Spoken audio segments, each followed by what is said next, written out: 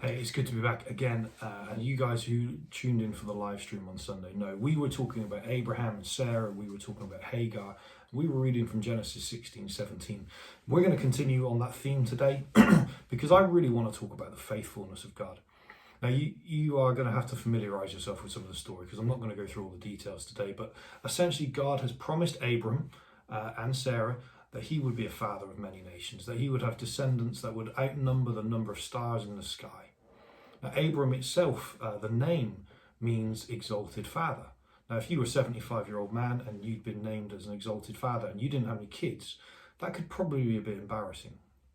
Sarai meant princess. It meant almost mother. It meant you would have a few descendants, that you would be the queen of your family, that you would be the princess of your family. And as we go through this, we understand that, even though they took that complete control over their lives again and said, look, we know that God has promised us this, but have my slave girl anyway, impregnate her, have a baby with her. Maybe that's how God will fulfill his promises. We know that that's not what God meant. We know that's not what God had planned. So we know that they messed up. Now, we have the beauty of hindsight with that. I'm sure they didn't. I'm sure they thought they were doing well. How often do we do that in our own lives? We know the promise God has for us. We know that God has given us a name, that he's given us a future, but we somehow want to take control, whether that's impatience, whether that's misunderstanding. We try to take control. Now, whatever happens in this story, we can learn that God is going to stay faithful to his plan because he is never changing.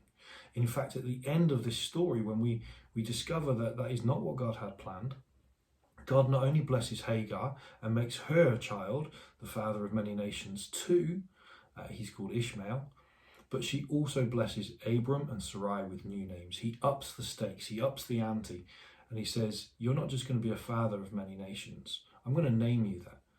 So he changed his name from Abraham, an exalted father, to Abraham, which means father of many nations. And Sarah and the Sarai name is a slightly more subtle change, but Sarai has negative connotations. It means a bit contentious. Although it does mean princess, it's still a bit contentious. Sarah takes that contention away and becomes more like a ruler in her own right, the queen over many nations, not just many people. So suddenly there's a ramping up of God's promises. So not just a fulfillment and a faithfulness to it, but a ramping up too. I know that in this season it could be so hard to start to take control of our own destiny, to start taking control of those promises that God has for our lives.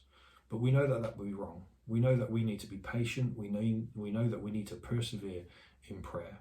So that's my prayer for you guys today.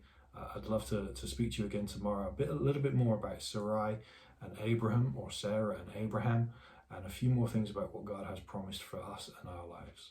So take care and God bless.